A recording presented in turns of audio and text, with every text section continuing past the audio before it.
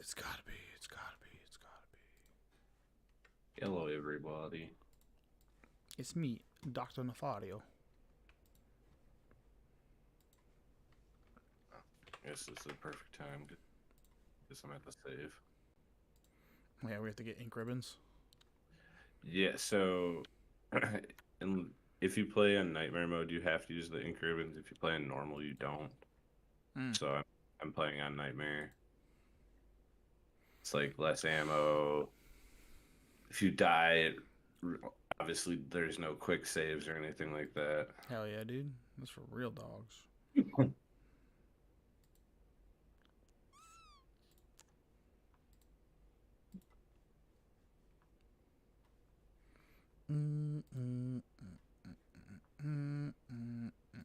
After you were talking about all the old games and stuff that you were finding and shit like that, I went through all my old stuff. I still have the attachment for the GameCube to play Game Boy Advance games. The attachment? What are you talking about? So you remember how the GameCube thing? You remember? Yeah, attached to the bottom, and you could play Game Boy or Game Boy Advance games on your GameCube. Yeah, I remember that. Mm-hmm. Fucking, hold on a second.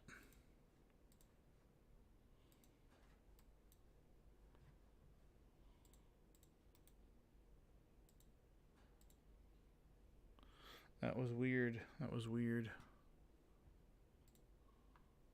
That was weird. It freaked out on me. Dude, if you ever come across the Professor Layton, let me know. Professor Layton, it's like a DS game. Me and my wife love that shit. It's a good one. I'll definitely keep an eye out. They range from the first one was it's one of those games it first had a mass printing and then it didn't do well. So the follow up ones that they came out with, just nobody bought. So those ones are $200 or $100. Yeah, the first one's $7, and then they just trickle down. And Professor Layton, Phoenix Wright, that one's a big one too. When are you doing mushrooms with me, Jeff? Well then, never. Should I bring mushrooms to MagicCon, JB? We are live, by the way. I don't give a fuck. Yeah, who's gonna cancel us? My stickers are literally psychedelic mushroom stickers. Yeah, they could suck it. What do you think of these ones? Dude, the Whisper one, it's got me dying, bro. I don't know. Which one? Where the voice is whispering.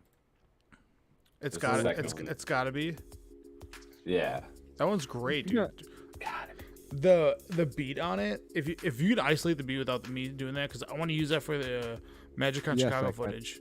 Yes. Yes, I can. I have it on the thing right here. I don't know if you're able to make it a loop. I don't have my camera. So I don't have to make it a loop. Well, hang on. I can try.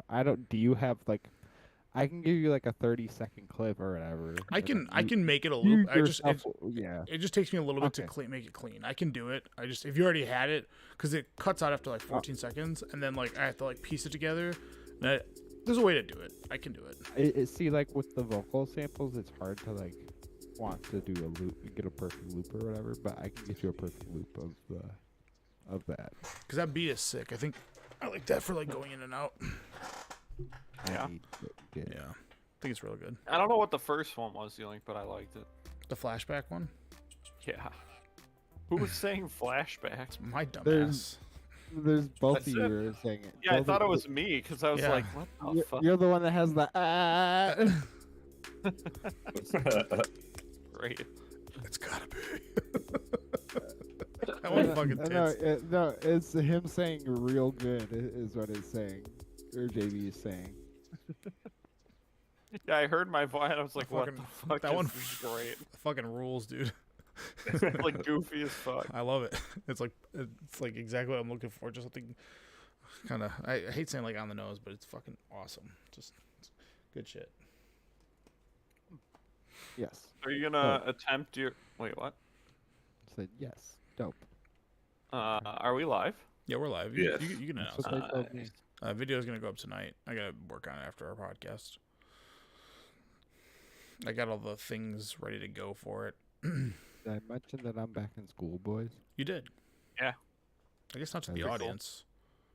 As Going back for your GED. Yeah. apparently I'm going back for. I'm taking a bunch of accounting courses. Nice. Dude, that's pretty sick. Your job Right. paying for it?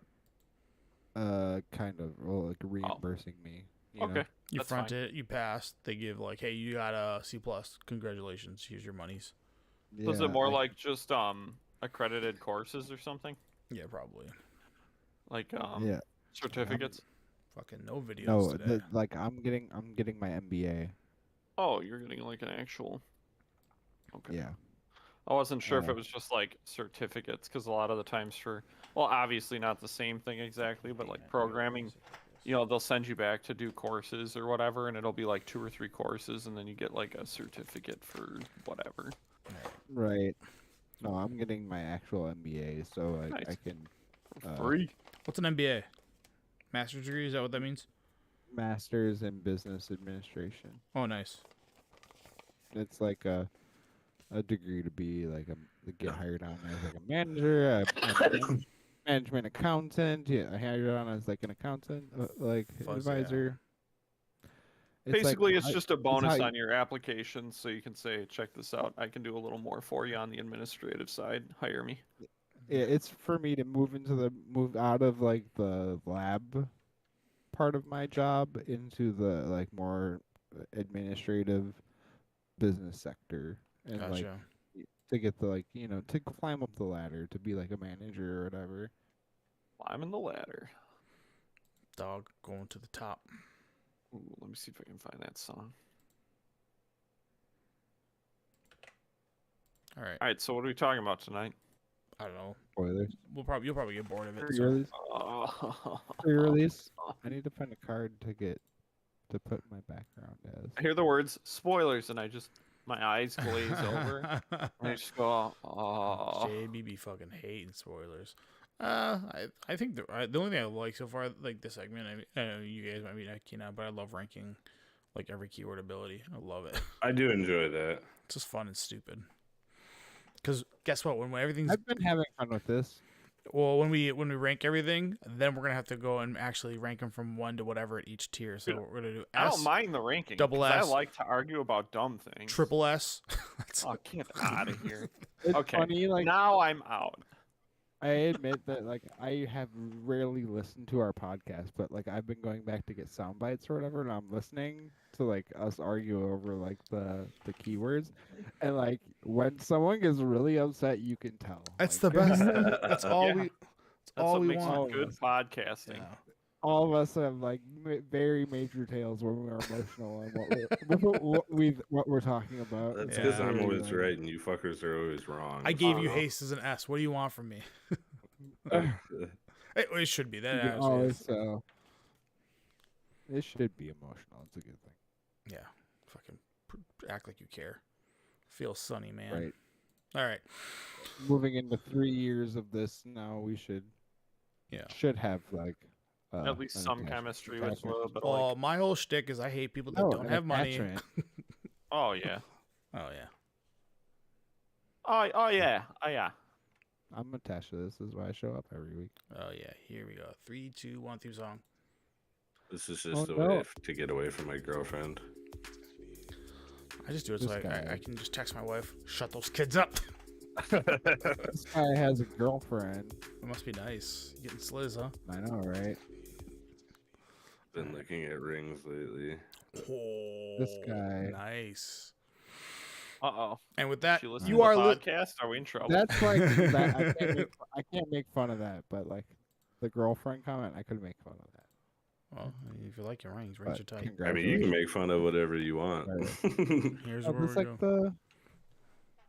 Why is it? I'll make fun of Mono Red all day long. I know a guy that plays guitar. Moomy. I don't know. Probably. Or piano. Is that your well? That's me. But is that your into the podcast? Is that the start? I know No. a guy who plays instruments. Oh. Yeah, I know a guy. but- Wait, I know a guy. I got a guy. I got a guy to get a guy.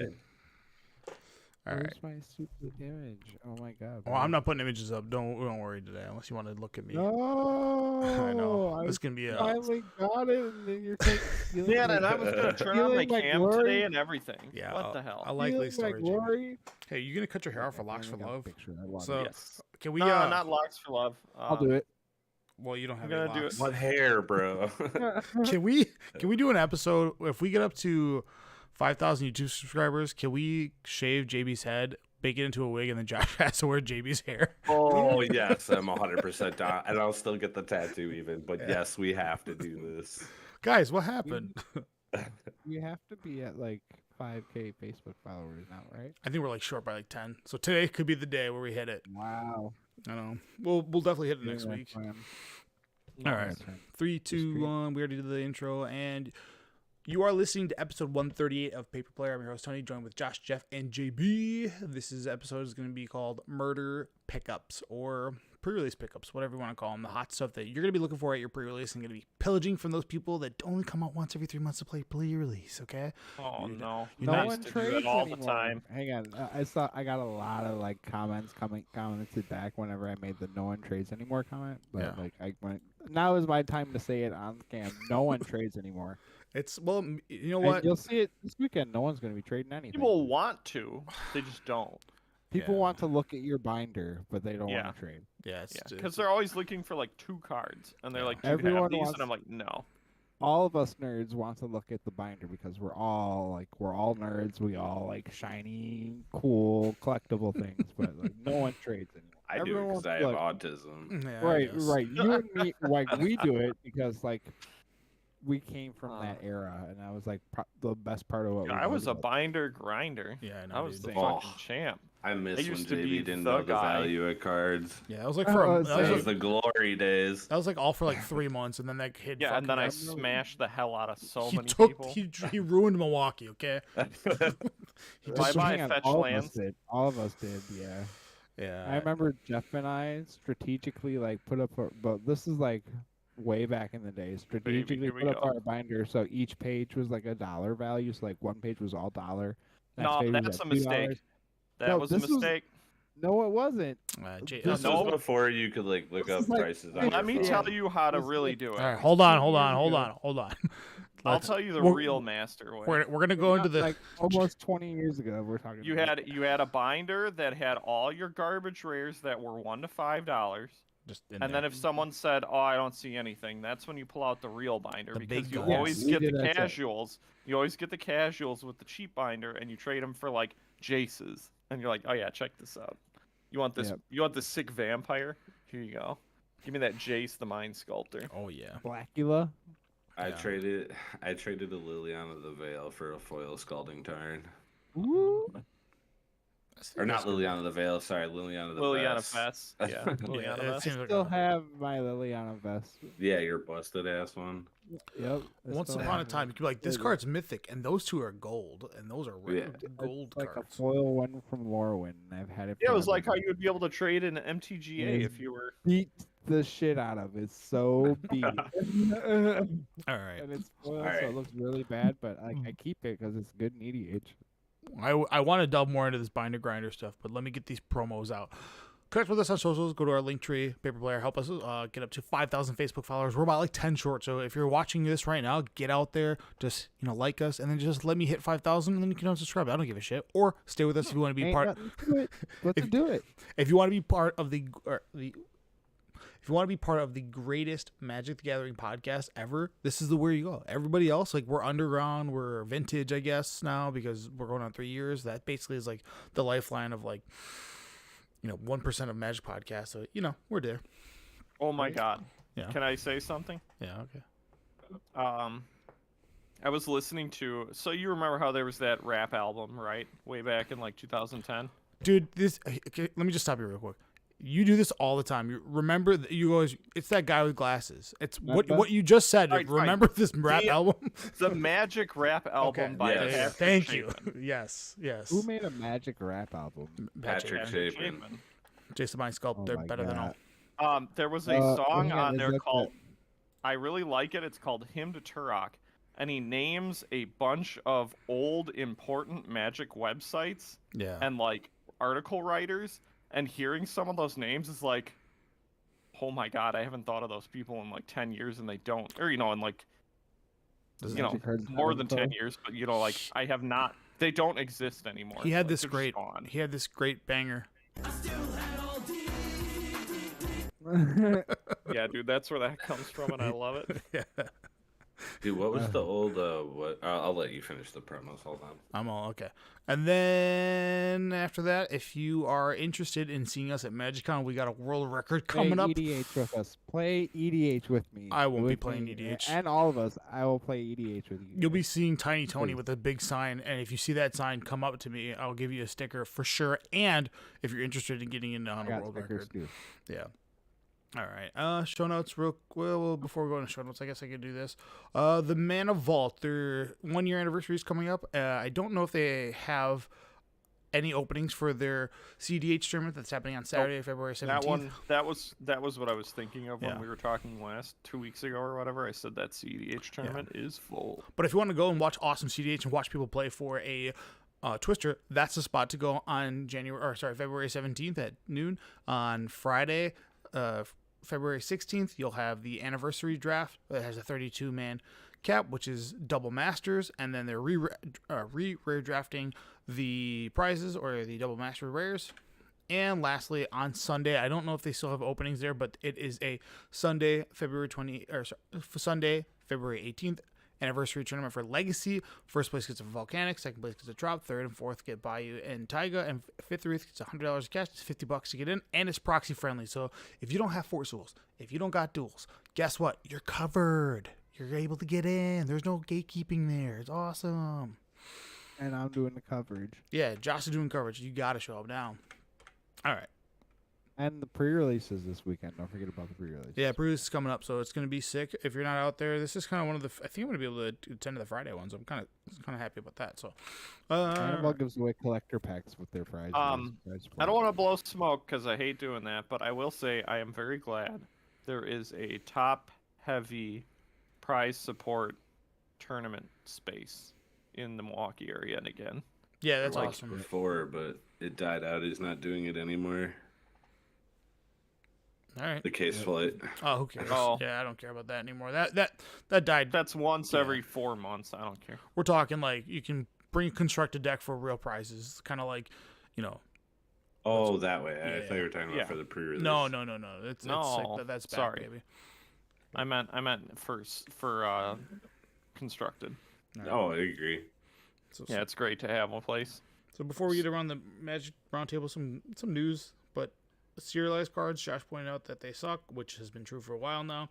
The Secret Layers, quick look, some of the stuff they kind of popped off. Things that you should be picking up from Murders. Everybody's going to call it Markov Manor, and I know it's Karloff Manor, but no one's going to call it that. Oh, dude, that's why I couldn't find the card I was looking for, because I was Googling Markov Manor. Oh my god, I'm an idiot.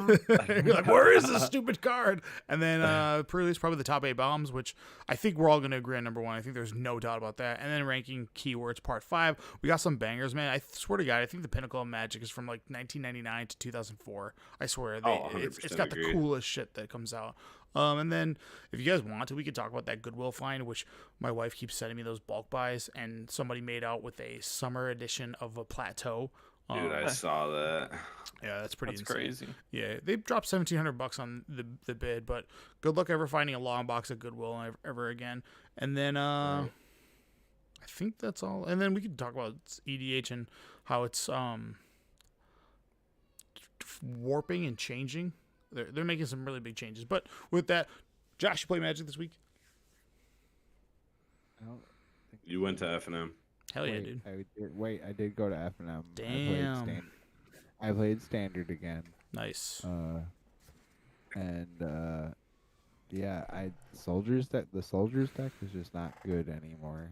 Everyone's got like the format is like very top heavy. And everyone's running Wraths. Like, this is, like, 36 Wraths, the format. I was about to say, you're either playing the burn deck. Cavernous Souls is a blowout. You're playing the red deck. The red deck, the aggro red-green deck, the poison deck, or you're playing like play big dudes in Jund or the five color control. Yeah. That's Everyone's it. playing like domain. Yep. You got a pretty big upgrade coming. Analogs. You get to cut out make disappears and upgrade them in the mana leagues, which is going to be like highly relevant. So that's something. Right. Cavernous Souls. I mean, whatever. It's Not- terrible. Wait, Mana League's back? no, It's there's not No, it's a actually blue one. Mana League. It's Oh. better. It costs blue and white. It's yeah, like it's Azorius not- Mana it's- League, Gotcha. and then instead of it going to the graveyard, it exiles if you counter it successfully. So, but I won that's- one pretty good. match. I took my credit and I had some credit banked up, and I got a Dockside Extortionist. Yeah, buddy.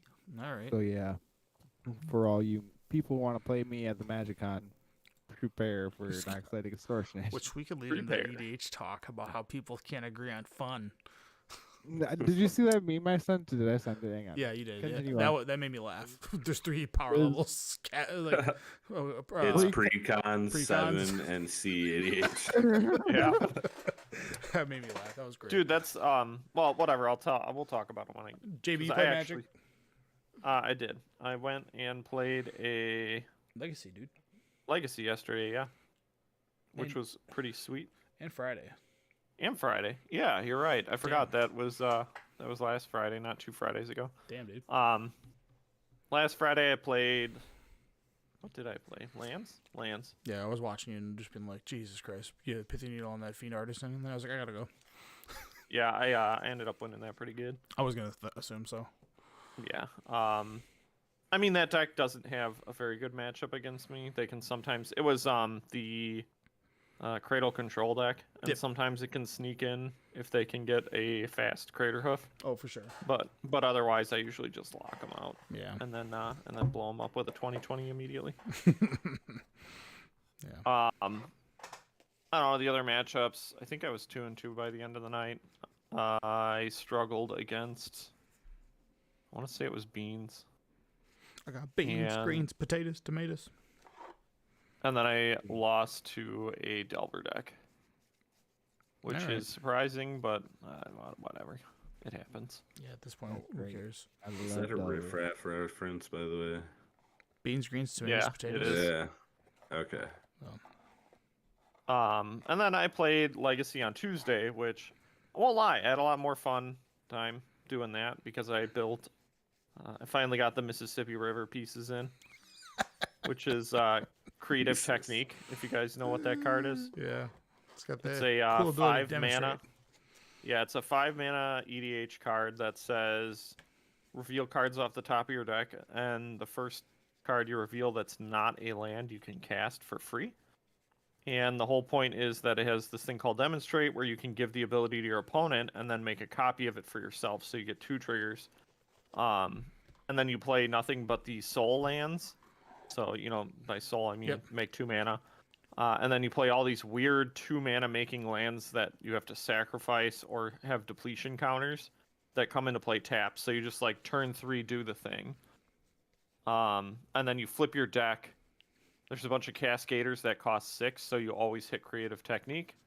And then the whole point is that you want to cast an Emrakul or a Maelstrom Wanderer off of one of the Creative Techniques to either take an extra turn and attack, or get haste on all the guys you're flipping over with Cascade and Creative Technique casts. So you just sit there and flip your deck over and over for like 10 minutes, make a huge board, and then swing. Nice. I went 2-1. I played against.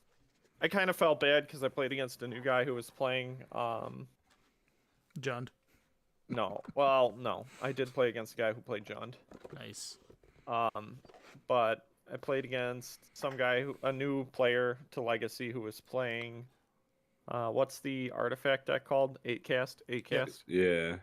And like he had a counter, but you got to have 2 counters in order to be able to beat the deck. So he had a counter both times, but it didn't matter. I got to go off. Yeah. Check this out.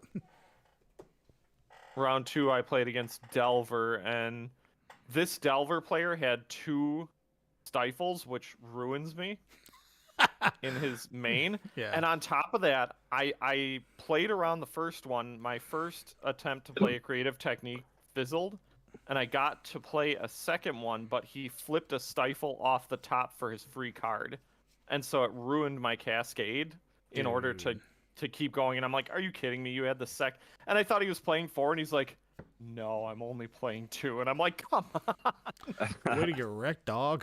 And like I played around days because the way you're supposed to play around days with the deck is either cast Creative Technique with 6 mana, leaving 1 up, Yeah. or just wait an extra turn and kind of slow play, and then play when you have 8 mana, so you can get around days.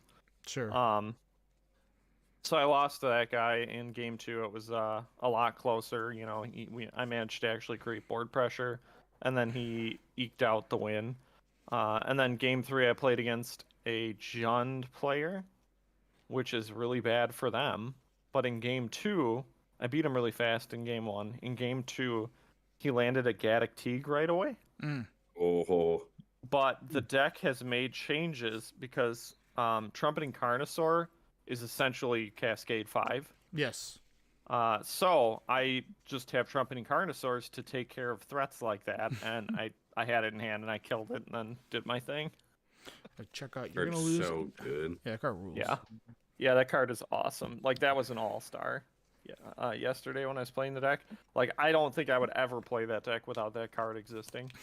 Because like you can obviously every card in your deck does the same thing, right? But having options attached to that ability is amazing, because sometimes you just need to kill a guy and hold off a turn or two.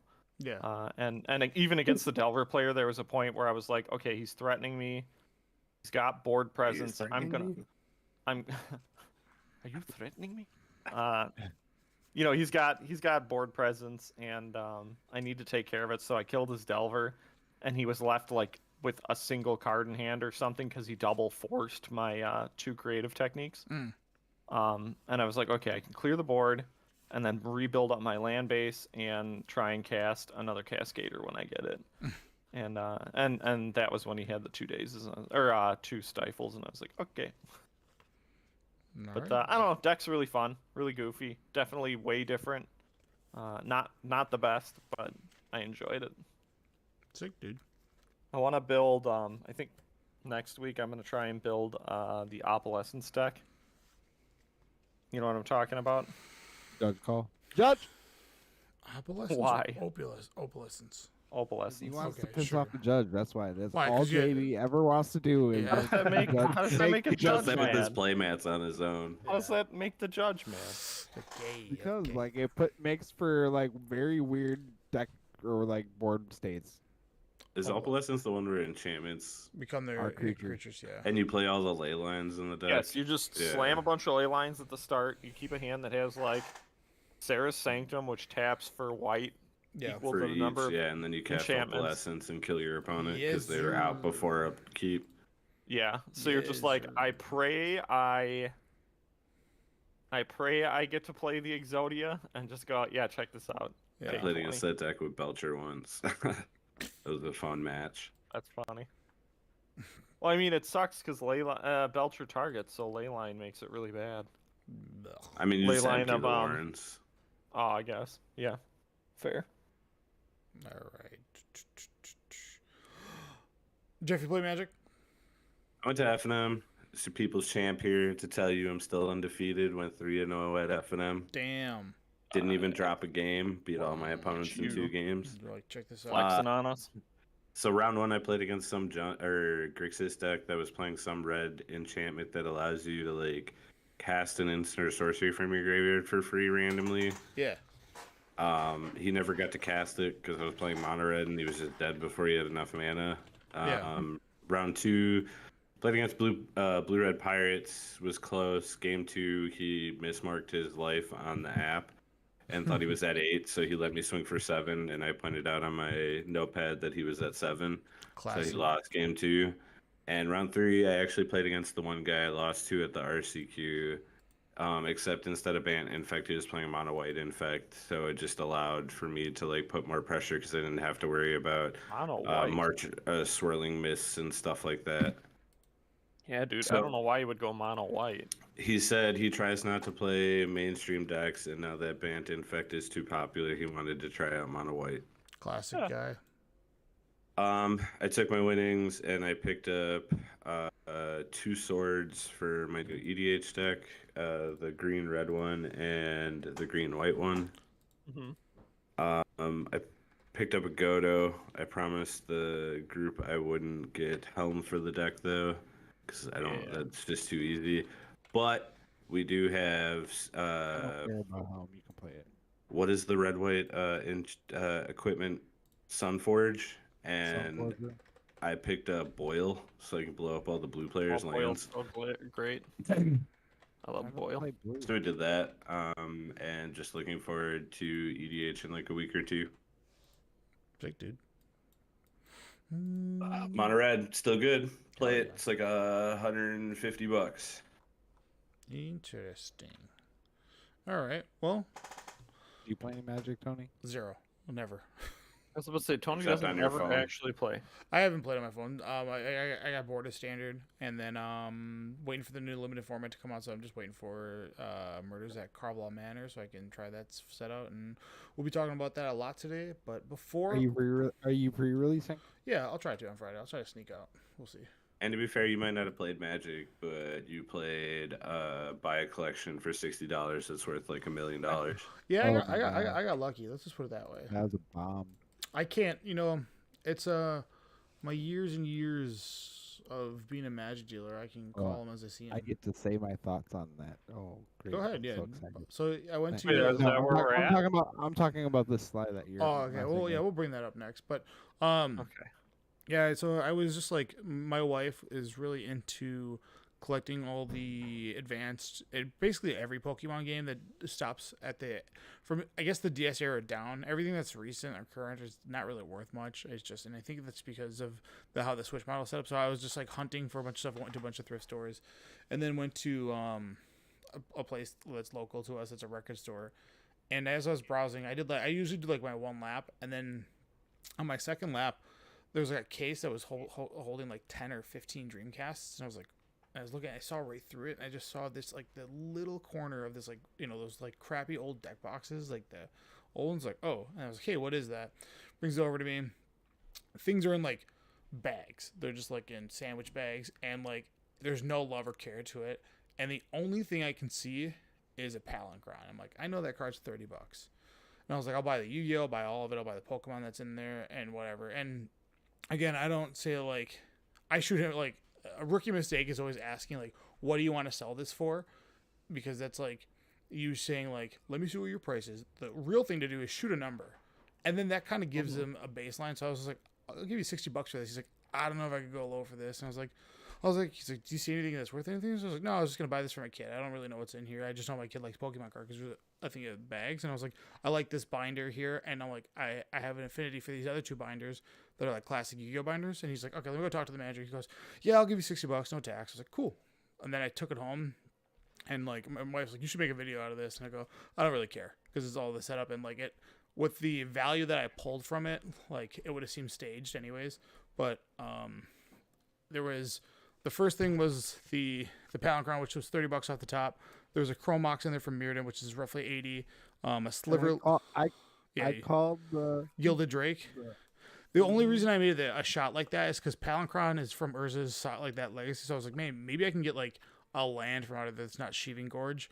That would have been The sick. reason I said Gilded Drake is because it's a fucking shitty card, and it's a card that like no one thought it was good back then. So like, if it's in like a random shitty collection, like that's the card to find that's worth a bunch of money because So it's a shitty card.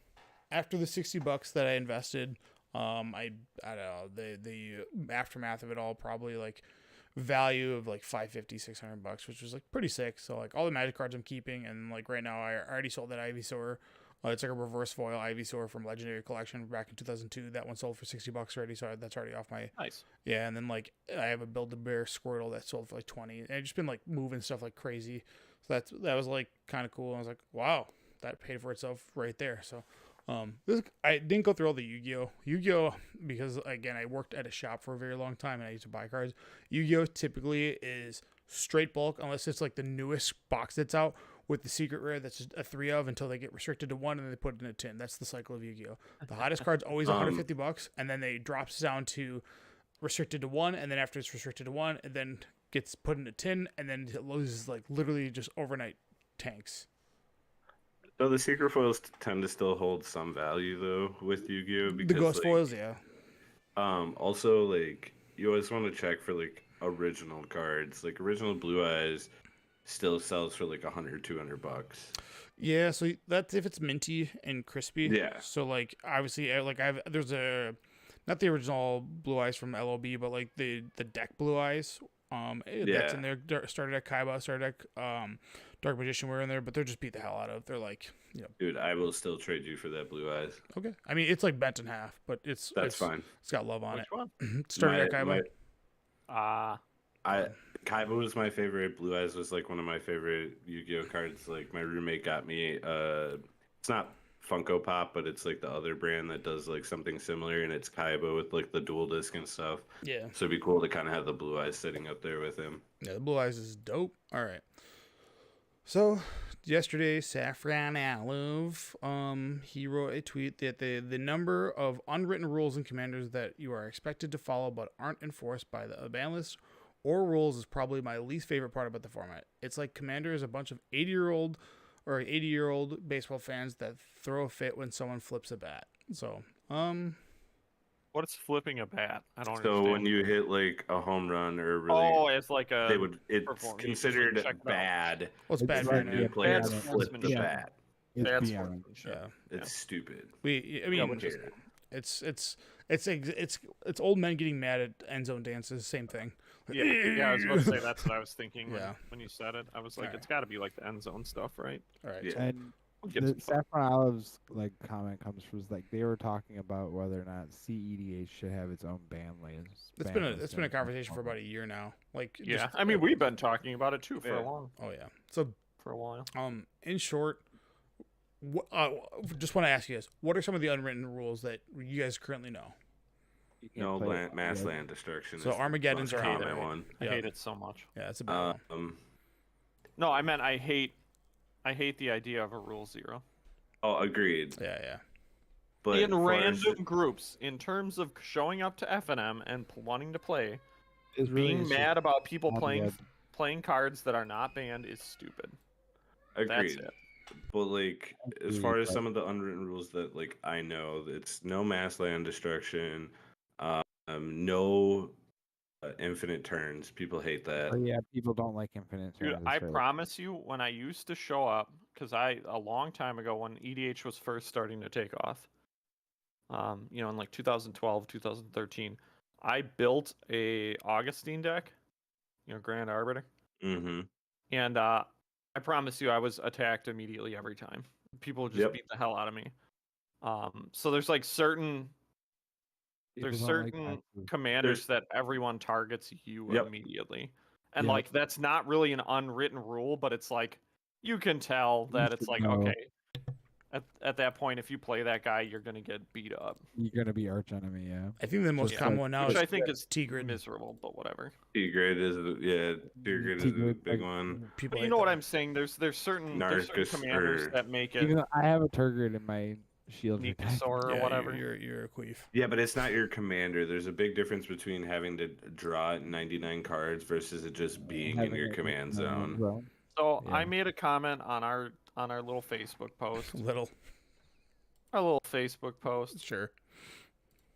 that was essentially like rule 0 is for groups of friends. Yeah. If I go to FNM, Right. I should not have people getting mad at me, random people getting mad at me for playing cards that are not on the ban list. And if everyone agrees that these cards are terrible, maybe the rules committee should get off their ass and put the cards on the stupid ban list. Yeah. And then you'll fix the problem immediately. And you can say, look at that. Do you have any rule 0 in your friend group? I won't No, play no it on search, Turgid. no search. I hate searching. Searching I ruins. legit Yep. don't. I personally do not play search, and I do not When play. you play Magda, isn't Magda's ability literally to search? First off, that's CDH, and my when we're sitting, my CDH is built so that when people are talking shit, I go, okay, let's play. Let's play. Yeah. Let me ruin your day real quick. Let me show you what CDH is. Oh, you have a Cyclonic Rift? That's cute. That card's unplayable in CDH. You don't know that because you're casual. Let me just destroy you real quick. The only rules zero I think we have in our group, like mine and Josh's group, is no Teferi's puzzle box. Yeah, whatever. Yeah, it's fine. Because like, it's like a card. It's Jeff just won't play against. I won't play against. I won't play against it. I will literally scoop to it. It's just too time consuming. It doesn't allow you to plan out your turns ahead of time. Yeah, you have 7 fetch lands, huh? Any card. Just that, no, like, just like it already like EDH takes a long time when you're playing casual or not CEDH. So then this card now lengthens those turns by an additional like 10 to 15 minutes. And I don't want to watch each person take a half an hour debating if they should cast something before discarding their hand, waiting, and then trying to figure out what to do. It's not a fun play pattern to me. Oh yeah, for sure. See, that's what's interesting to me because I have the mentality for I'm not gonna rule zero anybody. You can do whatever you want. Yeah, beat me. And like I said, say, you can play it. Right. I'm just gonna concede. And that's right, what I was. I'm just not gonna play. Like that's my major point is like my personal rule zeros are no soul rings and no search. I just don't other than a fetch land, I don't play search. Yeah. I mean I'd be down for those. I that's won't just play my against personal rules. any commander that lets you play my cards. Like you don't get to Really? touch. That's a huge thing too. People hate when they're shaking. Like if you play a mind control, they're like, seriously, that's my general. Hang on. Better not play that Gilded Drake. I'll let you. I'll hang on. Exchanging control of something, that's fine. But like Turgid and the like, where you get to like Villainous my Wealth. card. Yeah. So it's okay for you to play Turgid, but not someone else. yeah, great. I'm just. That's like, super hypocritical. That's Like, kind of shit. I never don't said like I that. wasn't. I never said I No. wasn't. All right. I mean, I'm gonna start playing like what's that? I What's hang on, the but the grass difference is I will just concede or Yeah. whatever to that card. Like Agreed. so the biggest pushback I got from everybody was like, we all know. It's like, we don't know because what's fun to you is not fun to me. And they're like, well, it's not fun. And it's like, okay, well, explain to me. Because like, what can be fun to me, and I know this is going to sound like dickish, but like sometimes I just enjoy making people suffer and just sit there. Like, Agreed. Like all Magic players have that innate like. I want to build mass land destruction. yeah. Like I think the concept is fun.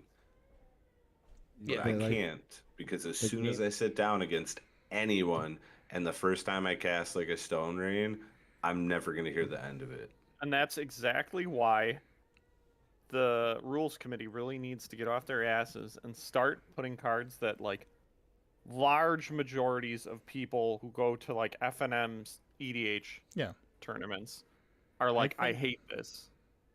I think that the rules committee admitting or making the statement that they won't ban for CEDH acknowledges that CEDH is in fact its own format. It's been acknowledged that it is its own format. Well, therefore should have its own recognized ban list and it should be separated. Yeah. But I'm Is not what even my talking thoughts about on like that. Thorical stuff. That doesn't even matter. Well, to no, me. like It's more- mass land destruction. It's more like I sit down at I go to FNM at I don't know, Sly Patch Games has EDH as their FNM. Sure. I'm saying that having a CEDH ban list would let them lax up on their commander ban list so that they can put Armageddon and stuff on there, and that would solve the issue. Yes.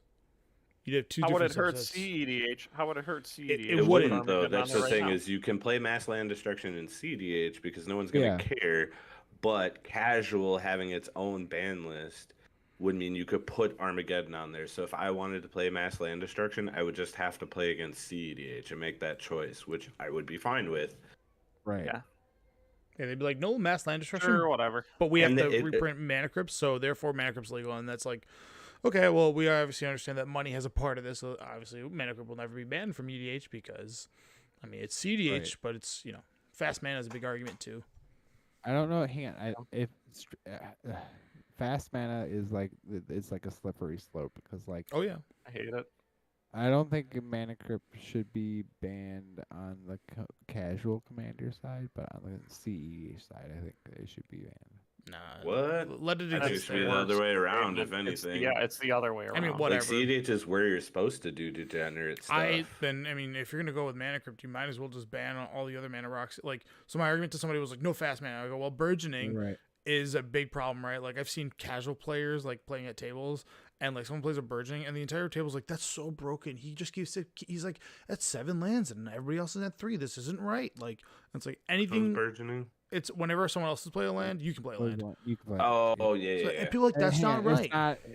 It's not play a land because you can put a land from your hand onto the Into battlefield. play. Yeah, sorry, yeah, my bad. So because you can't, it doesn't work with like Crucible Worlds because that's what I thought at first. I was like, oh no, this is a nombo. But yeah, gotcha. So those cards are considered, and then like artifact mana, right? Like green's great in EDH anyways. Actually, it had a really big hit recently because of Orcish Bowmaster, because like mana dorks are just unplayable now in that format. Like they're so bad. Like if you're playing Bridge of Paradise, like get the fuck out of town. Like your deck sucks. So green took a big hit, but green's identity is like ramp and big creatures. Well, the best ramp is all colorless by a lot. It's not even close. So like mono blue decks are all better than them because they could use Urza and like just are way better at ramping than green is. And green's like, well, all my cards have summoning sickness, and now they're creatures, so they're susceptible to wrath, and they're also susceptible to the number one played card is probably Orcish Bowmaster because it just ruins everybody from having like a good time. Yeah, but then you kind of get into the argument: is like Arcane Signet too much? Then I don't know. Like that's where it all goes, right? I think Yeah. that card is very good. It's not something the masses should have to decide. No, and it shouldn't. Well, what I'm saying is the argument always comes down to you should have the rule zeros discussion. I go, how come everybody tells me their deck's a 7? And then they go like, I play a Gaia's Cradle. This is the only CDH card I have in here. But it's like, yeah, they just generated 13 mana. So I don't think you understand. Like your deck's actually a 9. Like, dude, it's so funny. Right. Because Ollie, friend of the cast, Ollie. hi, Ollie. There was plenty of points where I would play my trashy absolute, the themed EDH decks I have that are absolute garbage, right? Yeah. Mm-hmm. They're just terrible. I play him in casual groups with him because he'd be like, hey, let's play. And then he would just smash everyone at the table. And he finally built a deck. He's like, okay, I finally think I got a deck that doesn't have too much power in it that I can actually play casually with you and like other people. And I'm like, good. Let me test this out. I'll be the judge of that. Yeah. How many search cards you got in there, bud? Let me see. Yeah. I try to like make all of my EDHs like different levels so I can kind of have something for everything. But that was my other argument in our comments was like having a judgment level is so impossible because everyone has different ideas of what power levels are for certain cards. Like Tony said, burgeoning is busted. Whereas you ask the regular EDH player and they're like, what are you talking about? That card is not great. Yeah. But you ask like certain groups and they're like, dude, that card's busted. Like someone beat my head in with it. Someone plays a Narset Teferi puzzle box and the whole world goes Oh my god. And that's where the whole meme and everyone knows it. They're like, my deck's about a 7. Is like, I've been pimping out my Perforos deck, but I still don't think it's CEDH, but it should like cause a general table to have a bad time. Well, it speeds up the game. But that's what I'm saying is like, probably like a 8 or 9. Sure. When you're saying like, oh yeah, I have a bunch of decks that are all different power levels, it's like it depends on who you sit down with and what they think. Right. I try to make it as broad as possible. The way I judge it is how much can I interact with my opponent if they try to win, and how fast can my deck win. So like my higher level deck has a lot of interaction and can win off 1 to 2 cards, whereas in my bottom half, like I could probably interact with my opponent once, and if they stop it, they're just gonna win, and my win condition takes like 4 to 5 cards. One of the questions I like asking is, on what turn can you win the game? Yeah, like when do you want the game to be over? That's a good way I don't to know. judge. Like, do you want to sit around and play one match for 2 hours? Because we can do that. Like, I'll play Merfolks all day. The deck is slow. It can have speedy like turns if someone doesn't interact, but like it's definitely going to be a match where I can just let it go all day. Or do you want to jam as many games as you want, or we can? Because then I'm going to play Grixis because I can win off like 1 card, and I can, my commander may cost 8, but I'm casting it on turn 5. I think that's the other thing is like Tony said this earlier. I don't care if I lose. I just don't. Oh, me either. It means nothing to me. So like if I sit down and my dirtily deck that is absolute trash, I'm like, yeah, I play casual decks, and someone's like, yeah, so do I. And then they sit down and play Nikasaur with like, Teferi's puzzle box and like something else against me. I'm just Stop like saying that card. I don't want to encourage people to get that card. or wheels. How about that? Wheels. There you go. Play a bunch of wheels. I'm just like, yeah, I guess I'm gonna lose, and then I won't play with you again. That's fine. I also just don't like. So someone had made a post about this kind of recently, talking about how they don't know what they're gonna do because they feel the deck they're playing, they can't like dumb it down enough to like allow the table to have fun. And I like mentioned, I was like, have you tried CEDH? And he was like, yeah, but like I want to try with this group. And I was like, well, CEDH is for people who want to win, and casual should be about having fun and just playing fun cards. Shouldn't be about winning or losing. It's just about enjoying who you're playing with. You happy. Yeah, exactly. Like Timmy decks, playing big dumb creatures. Like those decks tend to not win early unless like obviously you're playing Cradle or something, but like it's just about having fun. And like that's when we go to like EDH night, we schedule it once a month. I'm not going to win. I'm going to like have fun and look for interesting interactions and like, oh, look at this crap card I found, but like, if I pair it with these 6 cards, it does something cool. Doesn't mean I'm going to win, but I'm still having fun. Right.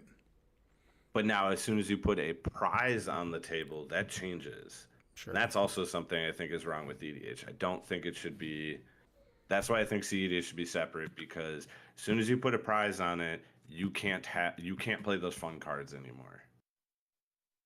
And like F&M EDH is an entirely different beast in that regard. It's because it's like it's not a real prize. You're literally just paying to find a place to play and people to play with. That's it. Sure. I mean, but like again, like this one tournament, like it's even branded as CDH because you're playing for a time twister.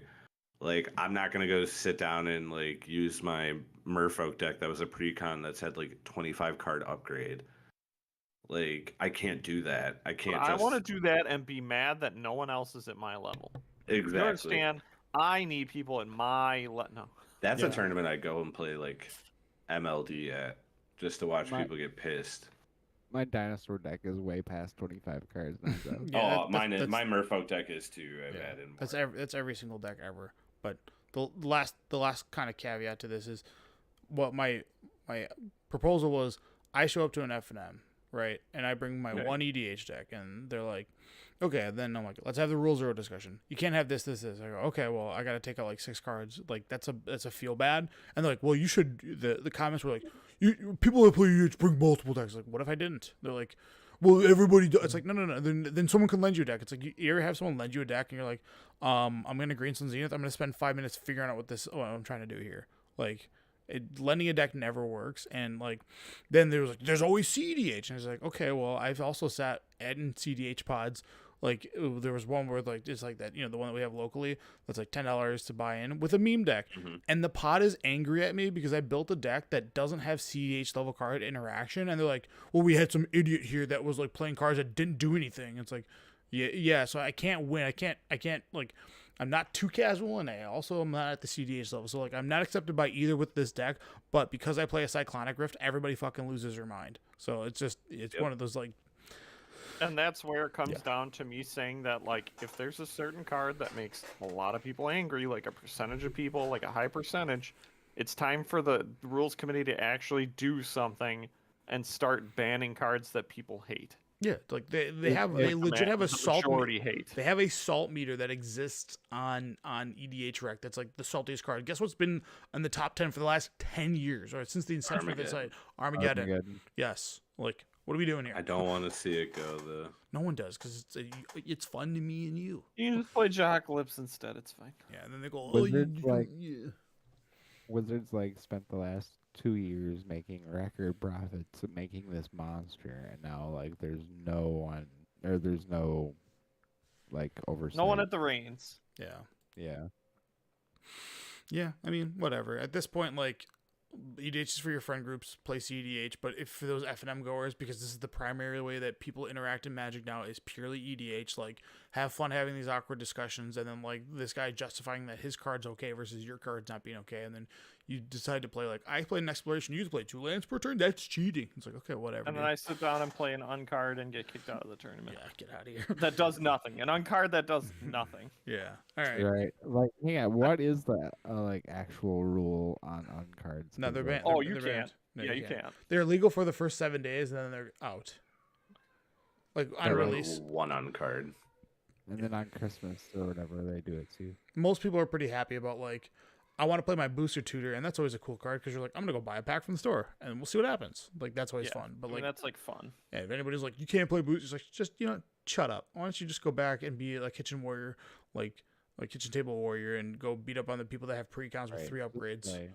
Yeah, It's all fun and games till you get beat up by a cheaty face. yeah, that's pretty nice. I'll just you're like, why does you just put everybody want pizza? You open it up, it's just the box of cheaty faces.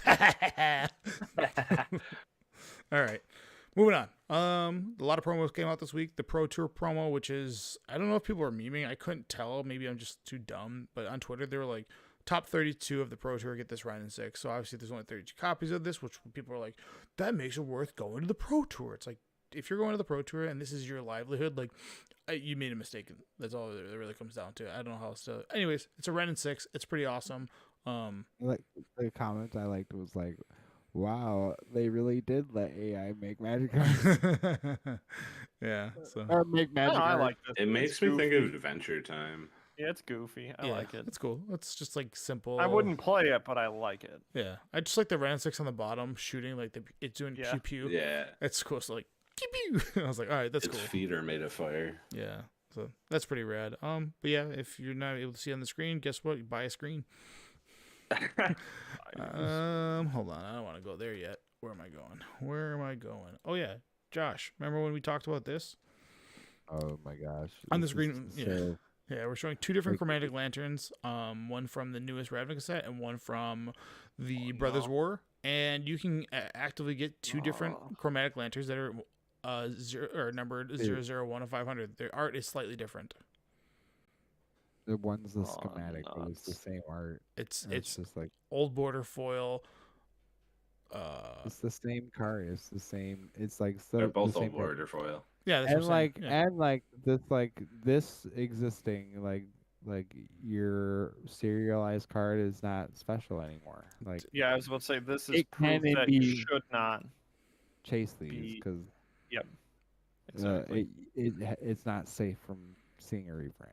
So there's 1,000 different serialized chromatic lanterns, which the original concept of the serialized cards is we're going to serialize this. And I know they didn't announce this, but they're going to serialize it once, or at least that was like thought of to the audience. So these were a safe pickup. These were the new reserve list cards, just like how they said they would never do the Amonkhet border, and then they did it. Just like they said they were never going to do the masterpieces, and then they did it. So like, just this is magic where your cards aren't safe. That was like not even a year. Like serialized cards have been around for what 18 months. Yeah. It's crazy. Yeah. All right, more secret layers.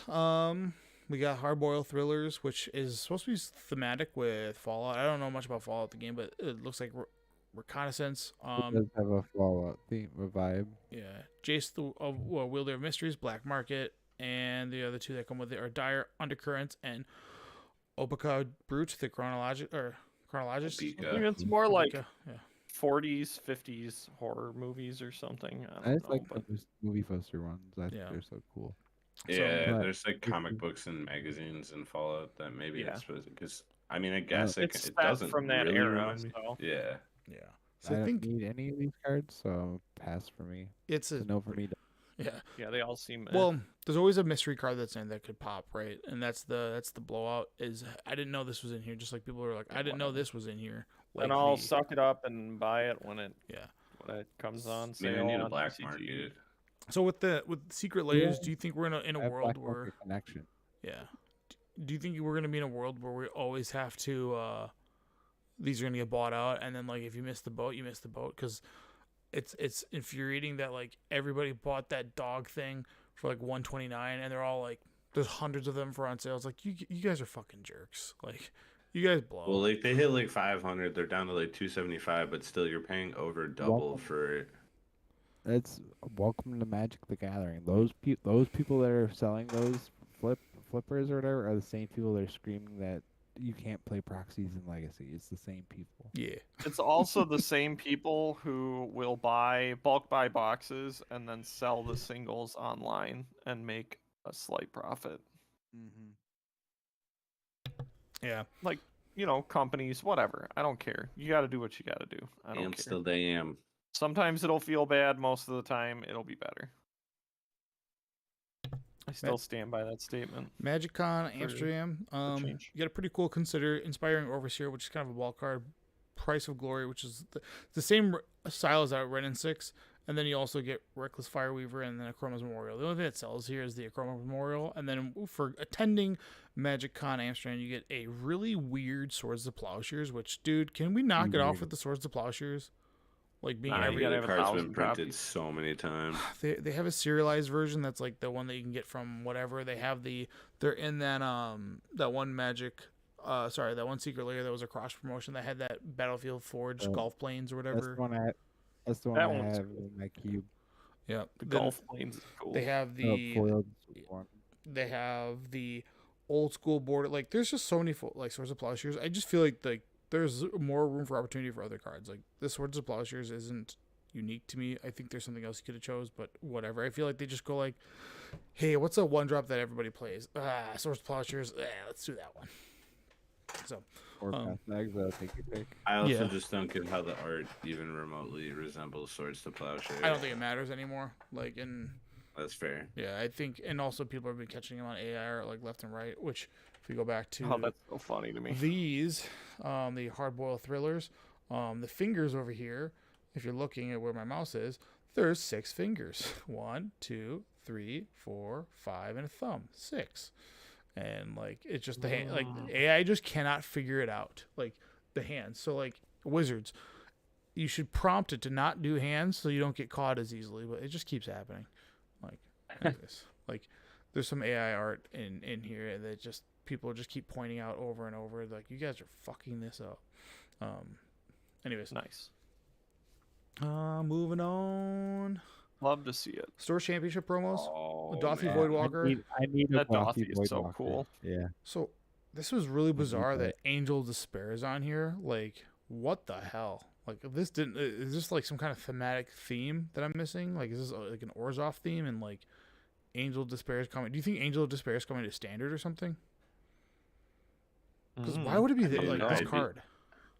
I don't think it would have a great impact if it did, but well, it's also been downshifted to an uncommon in one of the sets, so like, I don't understand. Like, I want to know why Mortify is like the entry card. Like, who cares? Yeah, there's a million Mortifies. There's a million. Do you remember when we used to get like Fatal Push for entering these tournaments? Yeah, like, these ones, like, unless you're getting the Dothie Voidwalker, like, everything, like, these cards stink. Let's just put it that way. Like, the Angel Despair goes in the cube, right, Josh? Yeah, if I have one in the cube, but I guess. I don't think I have a cool one. I just think I have like the uncommon. Once upon a time, this used to be an EDH staple in 2010. Oh yeah. And then now it's just like it's laughable. That was Ashen Rider. Yeah. There's a 60 card staple for a while. Yeah. It's laughable. Lumberio, right? I didn't get a good photo of this, but the winter drop was Simian Spirit Drive, Prince of Thralls, Arcane Denial, Nightscape Familiar, and Reign of Filth. Again, just like, man. Yes, Simian Spirit Drive for the cube. I like Arcane Denial, but that's a good one. Reign of Filth is pretty good. Yeah. All right, guys. I gotta do one thing. This is all fucked up. See you later. All right. That's the best enchantment. I should have pointed that one out. We did that card already, I thought. Oh, maybe I didn't. Hold on. Ah, damn it. What'd you do? You'll see. He doesn't know how to do a PowerPoint. I just didn't layer it correctly. Mm. Well, we're gonna go like this. Yeah. Okay. So this weekend, these are some of the cards that you should pick up. I believe we're just going to rattle them off. Some of the players, there's one white and enchantment. Not going to read what the ability is, but it's a cool thing for your Mentor the Meek EDH or your Power Lesson 2. That's, I think, the cool. Case of the Uneaten Feast, which is just a case enchantment that is a, what is that card called? Soul Warden. So if you have a life gain EDH, this is going to be an auto include in that just because it's an enchantment that gets also pretty sick at the end. Delny, Streetwise Lookout. This is like your new EDH power 2 or less card that you're going to want to play. This is your general. So that comes along with the set. That's Weenie Huts Jr. if you want to play that. Weenie Hut. Dude, this card is sick. Doorkeeper Thrall. If you already hated Elish Norn, this is a 2-mana version of that, and it's got flying and it's got flash. So have fun not getting any ETBs. Suck it. This is a both ways effect, but this is usually benefits the person that's casting it. This card's great. It's only artifacts and creatures. If you're into stacks, this is your card. Yeah. All right. Case of the Ransacked Lab. This is just an upgraded Jace's Sanctum. Literally costs 1 less mana, and then it also has extra things along with it. I didn't look. If it's solved, do you still get the initial effect? Yes. Okay, so it just upgrades. Okay, this is way better than Jace's Sanctum. So my Tal'Arin deck will you be just getting get an some bonus upgrade. See ya. Coveted. Is it Coveted? Yeah, Coveted. Falcon. Coveted. Falcon. Coveted Falcon. This is the way to get rid of your demonic packs. Make people lose the game. I love these kind of effects. So, yeah. On to the next card, Intrude on the Mind. And I know you guys are going to say this. I think this card is going to go under the radar. I think this is going to be a huge card in Standard. I really do. I think this is better than Deluge. That was pretty good, I think. Maybe. I don't know. It's hard. It digs one card deeper and gives you a threat. Yeah, maybe. I like this card a ton, though. No, you do. I still think, don't get it. Well, it's these like fact or fiction effects have kind of not existed for a while. Like they're not very good because like they're just primarily drawing, but like putting a body onto stuff will fuck with people. And like you're definitely going to put yourself in positions that are going to be good. But again, I think this card's going to go under the radar, and then we're going to get annoyed with this card in Standard. Reenact the Crime. Blue 1. This is, I think, one of the coolest cards that is like someone played a Wrath, therefore I get to take the general of somebody or wherever it was or whatever they're doing. So, yeah, this card's great against Wraths, Counter Wars, you name it. I just like the idea of being able to be like, hey, someone played a Jackalhops, float some mana, grab a Grave Titan from someone's graveyard, and move on from there. Yeah. Nice. Barbed Servitor. I don't know. Yeah. You had to write the voice down. Servitor. Yeah. So this is just a stuffy doll that you don't have to choose somebody when it ETBs. So this is probably an upgrade for all those stuffy doll decks. But yeah, whenever it deals combat damage to a player, you draw a card, and then whenever it is dealt damage, target opponent loses that one's life. So stuffy doll decks that, if they still exist, you get to rock that card. Massacre Girl, Known Killer. I love this card with cards like Dismember. I wonder if this has a world where like you have a -X EDH where all you do is just draw cards of single targeting removal with these style of effects. Is it Ansrog? Ansrog's Rampage. This is the Ansrog. Yeah, this is just like Vandal Blast. I mean, it's a little bit. It's worse in some scenarios, better in some scenarios, but ultimately, if you're interested in destroying everyone else's artifacts that you don't control, you get to play this card and draw cards along the way. Crime Novelist. This is just the Dockside Extortionist. Now adds 2 mana versus 1. So your treasure tokens all add an additional mana. This card's like low key, like pretty sick. I don't know. Yeah. Incinerator of the Guilty. Yeah, this is a Bonfire of the Damned on a creature. It's a big ass dragon. Also has Flample. So goddamn. Flample. Oh man, that's where the buzzword card was going to show up. The Krenko's Buzz, whatever, that 4/4 insight that can target Lotus Field. Yeah. This is the card that I think everybody wants from the set. Yep. Archstrude's Charm. It's essentially got 5 modes on it, but I don't know. Like, this doesn't have a spot in Modern, so like if this is something that people want to do in Pioneer, which goes and grabs Nykthos, like then yes. But other than that, like I don't know. EDH grabs your Glacial Chasm. Yeah, nice. But probably the best card in the set so far that I think, like for constructed. Case of the Locked Hothouse. just Oracle Moldiah. Get to play an additional land on each of your turns, and then it gets other stuff when it's solved. So you get to play lands and cast creatures and enchantments from the top of your library, and it's pretty easy to solve because all you gotta do is have 7 lands. a good card. The pride of the whole This card Yeah, is so easy. funny. Yeah. I want to build this EDH. Everybody wants to build this EDH. Crocodile Elk Turtle. It's 2/15 and has a big booty and has an awesome ability where if you can give a wall or something with just a creature that has +1/+0, and then whenever it deals combat damage, you draw cards equal to its toughness. So any wall, it's sick. This card's cool. It took me a second to realize why the effect of Tinderwall or whatever the hell it's called, Wall of Roots.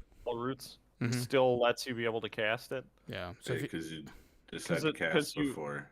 Yeah, Yeah. you have it on the stack as a reduced price and then pay. yeah, it's one of those weird interactions. It comes up in Legacy a lot with Lotus Petals. Yep. It So also it's- comes up with Scare Prospector. Yeah. Mm-hmm. If you haven't played Arcades, the Strategist, but if you haven't picked them up yet, you're gonna want to pick this up because this is the go-to defender deck, and this is the one that you have to insert that into. So, Undergrowth Recon. This is just Buzz's Crucible of Worlds. Anzarog, the Quake Mole. This is the combo card with Spore Frog. Love that little combo that you can do there. Yeah, just force somebody to block forever and have indefinite block or attack steps. What do you think of this card in Ponza Modern? Quake Mole. Yeah. I don't Is know. your big target? I think Modern is so beyond that. I don't know, man. Like, Call me when they make Wasteland in Modern, then we'll talk. why would you? I don't understand. Because you would never be able to do the 7 mana activated ability. You're just playing as an 8/4, which I don't know. There's just play Questing Beasts. You're gonna get more things. You're gonna get better results with Questing Beasts. I guess that's fair. This also has to wait a full turn before it can attack. It doesn't have haste, so I don't know. The Ponza just wants to play Bloodbraid so they can Stone Rain your shit. Doppelgang. This is a fun card that just copies X tokens, where X is whatever you paid. So if you X is 3, you get to Copies X permanents. Yeah, permanents. 3 copies of 3 different things. Yeah, so that's pretty sick. I love that. You only have to pay 11 mana. Errata? I don't know. I suck at these magic enunciations. Errata. Yeah, Errata. There you go. This is your more for whatever, your cloak ability. This is the cards that are banned when you play against Josh because he will not let you play his cards. Banned. This is one. Yep. I wouldn't. So play you telling me I against it. can't play Night Veil If I- Spectre? If I saw, hang on, you can play it, but if I saw this commander, I would just not play in that pod. You're like, I'm done. I'm walking. So if I play Yeah, a but- Night Veil Spectre in the middle of the game, you won't quit. Yeah, he's already committed. Night Veil Spectre sucks because it Or doesn't he have. made my mistake. Yeah, the Night Veil Spectre doesn't have the clause where you can pay any amount of any color mana for it. Whereas all the new versions of this are you can just pay without paying its mana cost. Therefore, you don't have to worry about blah blah blah blah blah. Insidious Roots, which is just black green enchantment that adds creature tokens creature tokens you control have add tap 1 mana of any color. So this is just gonna go in every single Saproling deck that makes infinite mana. Every deck that has a what's the stupid token doubler in green? Doubling season. Yeah, Parallel Lives, you that name one. it. Yeah. That one. Insert card that doubles things. Judith, Carnage Connoisseur. This card's only sick because you can do it with End the Festivity and do just kind of wrath everybody. So I think that's pretty cool because spells can gain Death Touch or Lifelink and Lifelink. What? Yeah, so I think that's really dope. I like this as a general to make a weird End the Festivities style deck where it deals 1 I think damage to everything. The Jeff Burke was talking to me that saying this could be the general for Dragon's Approach. Yeah, it might be. Yeah. Only Death Touch killed Planeswalkers in 1 hit. Yeah, that'd be nice. Planeswalkers are already dead in EDH. This is the card you need to sell immediately. So if you pick up a Leyland of the Guild Pack, go and find some guy How much that's are they frothing. worth? I don't care. Just move. People are frothing at the mouth about this card, and I cannot get over how bad this card is. When we were having the discussion about enchantments, I almost said this, but I knew you would just. you were shoot just it you're down. just trolling. There's no way you're like, oh, this has Devotion 4 for green. I'm like, yeah, I think mono green Devotion's fine. They don't need cards that don't do anything. You pick this up so when they unban Coalition Victory, you have your 5 colors. All right. Then we got the top 8 pre-release bombs. Let's see if I did a good job. If you guys agree with this, and I don't know if you guys. Last time you were terrible. Nah, man, I last time I hated it. Dude, it ended up being that 6-5 the vampire veto. Yeah, that was the worst pick. That was a bad pick. I will say this: that 6-5 green god ended up being unplayable in that format, unfortunately. Really? Yeah, it sucked. He was playable. He just wasn't that great. It was bad. He was beatable. Yeah, it was just the format was too fast because there was 3 different 1-mana 1/1 flyers that you could enchant or put pirates cap on. So they fucked up that format pretty bad. Krenko's Buzz Crusher, red 2 for a 4/4 flying trample. Just huge body, get it down early. Flying and trample is always problematic. Like that means like 3/2 flyers just don't do shit to it. And then it's got a little cute ability of being able to destroy lands, but that doesn't really matter. I'm just picking it for its stats. This is number 7. Whoop. Yeah, this card's like huge body stats for 4 mana, and then like really good. Yeah, like, and they're kind of forced into blocking it because you can't really take more than like 1 hit off this card. So like, you're gonna attack with it, and then if you ever get in a position where like they take the 8 damage, and you're like, guess what I'm going to do? I'm going to activate its ability now. Like I'm pretty sure they're gonna lose. So, Emzrim Agency Chief, which is 1 white, blue for a 5/5 flyer. When it enters the battlefield, you investigate 2 times, and you can sacrifice an artifact, and then it gains either Vigilance, Lifelink, or Hexproof. Huge. Till end of turn. Yeah, till end of turn. Huge stats. It comes in, and it's kind of like a Muldrifter effect, where yes, you do have to pay for the clues, but like, come on, man, what do you want from a 5/5 flying 5/5 or a 5-mana 5/5 flyer that also can draw 2 cards and has like these niche things to get around like removal? So, card's just gonna be huge. The only downside is its mana cost is hard, but this is a 2-color set. Number 5 is gonna be Massacre Girl. Giving your things Wither is fucked up. I don't know if you haven't played with Wither or don't know what it does. Like, that means when I attack with my 2/3, if you block with your 2/3, your 2/3 at the end of combat will be a 0/1. It's gonna lose all its power and toughness. So like, yeah, and we all know that there's lots of board stalling in sealed. Or if you people are, or if you force them to block, like every time they trade with your creatures, their creatures are gonna die because you do Wither to them and you're gonna draw cards. So like it's kind of a damned if you do, damned if you don't. Tristani, 3 hell, Whispers. you can even just put up a wall too because they can't swing in. Correct. Like it's good both ways. Tristani, 3 mana, 4/4 that has 3 different abilities. The 2 that are relevant, I guess you could call Vigilance relevant, but giving Death Touch to a creature means like all your little guys in the beginning of the game now trade for big fatties, and then also the wombo combo of 5 mana first strike or double strike and Death Touch is just going to be my creatures are unblockable for the rest of the game, and with double strike meaning that you're going to be able to push through high amounts of damage, just kind of force blocking people. So this card coming down on turn 3 is huge. Even late game when you have nothing to do, 6 mana to give a creature double strike, Vigilance, and Death Touch is pretty nutty. Yeah, I mean, is there any cards in this format?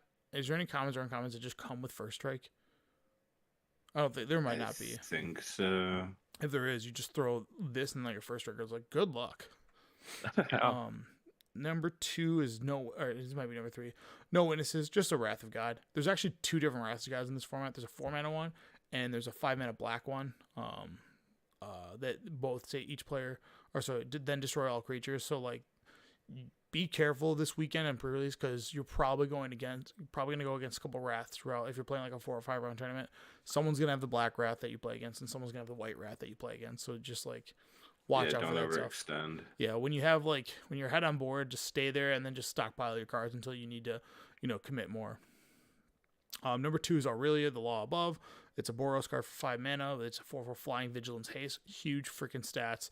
And then it has Battalion, draw card, and then it has Super Battalion, which where you attack with 5 or more creatures, you get the Lightning Helix, each of your opponents, and you gain 3 life. So any player. That's also a card to look out. Lightning Helix is an uncommon that is in the set. I did not read that. That is just remember, if your opponent swings with their team, you draw cards and shoot. Wow, that's pretty sick. All right. Well, I thought it was one-sided, but either way, 5 mana 4/4 flying Vigilance Haste. Like, come on, bro. This is attack. They brought that back. I glad that they brought that back in 2024. Yeah. Also a rare versus all the other ones we looked at, which were all mythics. So you're going to see this a lot more. And this card is nutty. Yeah. And then the best card, Incinerator the Guilty. red 4/4 6/6 flying trample. When it deals combat damage to a player, you may collect X evidence. When you do, Incinerator of the Guilty deals X damage to each creature and each planeswalker that player controls. So, this has trample, so they have to have 6 power of reach or 6 toughness of reach or flying to stop this. If this deals 1 damage, you're going to remove 1 thing from your graveyard. Let's say if it's a 4 mana card, and you can do 4 damage to their entire team. Like this card, if it connects once, I can't imagine your opponent coming back from that game. And a 6 mana 6/6 flying trample. Like what the, like what do you want? Removal. I mean, yeah, dies removal. I get it, but this card is. I think this is like the best I bomb in the better format. have removal. Crash, it dies to Doomblade, bro. Get this garbage out of here. Too bad Doomblade's not in this format. But yeah, those are the top 8 bombs. I don't think you guys look at the set, so I don't know if you guys can compare what I missed and what I I did. have the only Those card just seem like I good cards. think you missed that I think should have been on the like pickup list is the white 2-drop, but that's about it. The white 2-drop. Okay. The one that when it flips, you exile a creature or planeswalker. Oh right, yeah, gotcha. Okay, that card's good. All right, guys, we're back at it, ranking every single card. Week 5. Time to get mad. Yeah. So now we're getting into the world of like where Magic. This is probably where Magic is its most popular. Not most popular, but this is probably like where Magic starts like Picking up steam. they're just like their design team is figuring it out. They're finding new things that are going on. So right off the get go, we start off with horsemanship. Oh, God. S. If it's anything but S, we're It was in fighting, bro. Doctor Who. Yeah. Yeah. Yes. So horsemanship is an ability that's basically flying, but except reach creatures can't fly it. But also horsemanship can't block flyers, so that's kind of weird. But it's originally from just Portal 3 Kingdom, and it exclusively existed there with 36 cards, and then 35 cards. So what's on the screen is like Zhao Dun, the one-eyed. That's like a classic EDH card, and or at least it was once upon a time. I don't think it's played anymore, but that used to be like one of the mono black generals that people used to rock because it was super cool. That was, that. So this is Oh, the same as wow. Shadow, right? Nope, because you can Almost. no because you can block creatures. Regular. Yeah, you just can't like flying can't block this, but pretend this flying. can't block flying. But like this also doesn't get got by reach, so like kind of Oh, weird. it's like better than Shadow, but worse than flying. The only downside to this ability, and you're gonna see this compared to flying. This is worse than flying. It's so niche, so there's no cards with horsemanship that are relevant. The last one that they printed it, but there was one in Doctor Who that was an enchantment that gives like your team horsemanship, and this one is what I'm showing, Herald of the Hoofbeat, which is blue 3 horsemanship. Other knights you control have horsemanship, and it's a 3/3 for 4 mana. So, But what if I say I don't care about that and I just care about the base raw ability itself, not what it's attached to? so the raw It's like- ability itself, In limited, it was an S. it's limited as an S. In limited, it was an S. In Portal 3 Kingdom Limited. Yeah. What the fuck? Probably. Like, yeah, I agree. 'cause Right. Yeah, sure. Thank you. Yeah, I agree with that. But like, you're also talking P3K where there's just like cards that's like 1 white, gain 3, and because they were Right, dumbing I the know. game down, there are counter spells in that format that are labeled as sorceries because they don't want to confuse the new players getting into Magic that there were sorceries They and asked, instants. man. I didn't ask. I just said that it's comparable to flying. I mean, So we have flying where? at A. Okay, so I put this at a B. I'll give it a B. Yeah, I'd okay. give it a B. As a flat ability, I would give it I as a think it B. should be S, but One S. one day they'll print a horsemanship card in Modern Horizon 3. We're gonna all be like, God, fuck, we blew it.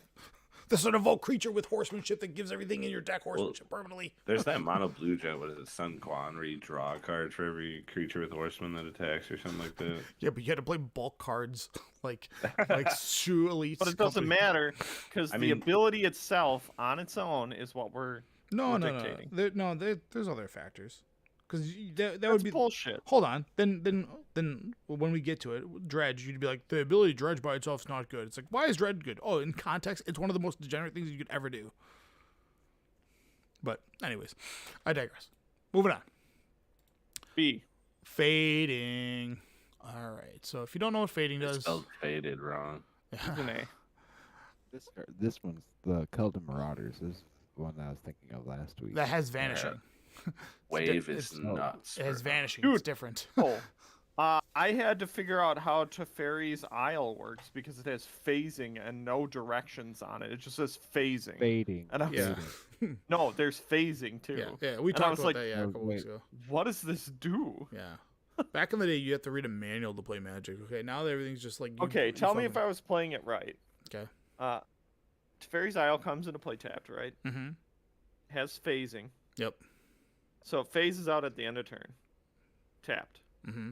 When it phases back in on the untap step, Is that when it phases back in? the upkeep. Okay.